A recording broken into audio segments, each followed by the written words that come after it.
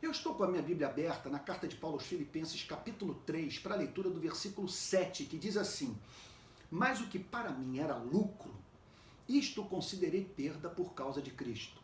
O que ele quer dizer com a palavra lucro? À luz do contexto antecedente, não há mínima dúvida que ele atribui essa palavra o sentido de aquilo que nós podemos creditar a nós mesmos, como façanha moral, a fim de recomendarmos a nossa alma a Deus.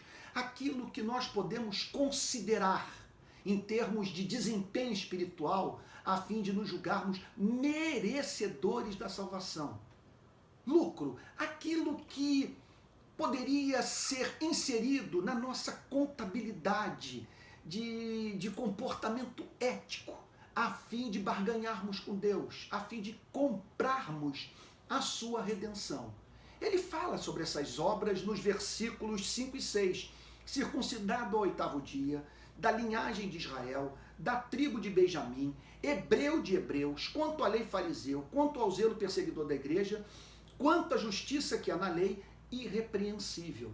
Ele está dizendo que aquilo que ele poderia considerar como lucro, essas obras que ele acabou de mencionar, sujeição às leis cerimoniais, às leis civis, às leis morais do judaísmo, castidade, esmola, socorro ao necessitado, visita à favela, jejum, oração, teologia, sabe, guardar versículos de memória. Ele diz a seguinte coisa, que é aquilo que eu poderia considerar como lucro, como algo vantajoso a ser apresentado a Deus, a fim de impor a minha vontade, a fim de estabelecer o meu direito. Isso eu passei a considerar como perda. Veja só, como algo prejudicial à sua salvação, como algo que o impediria de ter um encontro com Cristo. Como que ele pode considerar ajudar o pobre, dar esmola, orar, jejuar, frequentar a igreja? Como que ele pode considerar, sabe, esse tipo de coisa como algo que é prejudicial? Como que ele pode chamar isso de perda? Não há mínima dúvida que sob uma única perspectiva. Que perspectiva é essa?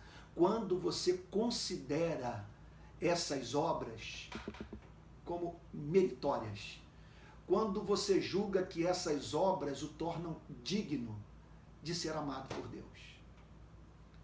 Então, com isso, o apóstolo Paulo está fazendo eco à mensagem do próprio Cristo, pois nos seus dias de vida pública, o Senhor Jesus declarou a seguinte coisa, que as meretrizes e os publicanos, os cobradores de impostos corruptos, precederiam no reino dos céus os escribas e os fariseus, os padres, os pastores e os teólogos.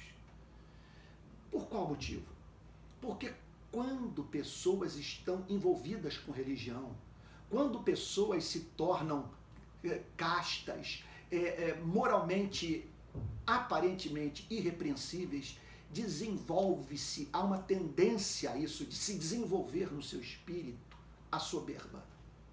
A ideia de que você não precisa de salvação, que você não precisa de perdão, que você, portanto, é merecedor das bênçãos de Deus e que até um absurdo Deus não ouvir as suas orações em razão da sua retidão.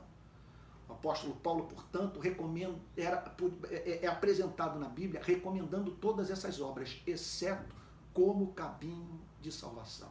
E é por isso que nós encontramos pessoas que ao viverem o oposto, ao terem mergulhado de cabeça naquilo que nós chamamos de pecado, tiveram contato com a maldade, com a sujeira, com o pecado do seu coração.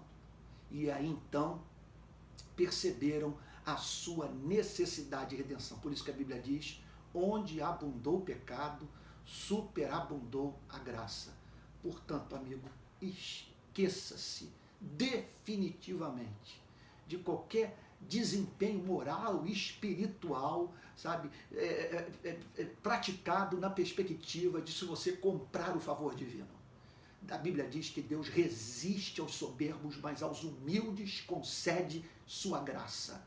que você faça tudo isso. Cuide do necessitado, honre pai e mãe, seja um amante das Sagradas Escrituras, mas não para herdar o reino dos céus, tão somente para expressar gratidão, para dizer a Ele que você o ama e que em razão desse perdão gracioso, em razão dessa aceitação misericordiosa, a você somente cabe, a partir desse encontro com Cristo, através das obras, expressar a sua imensa gratidão por você ter sido objeto de um amor tão maravilhoso.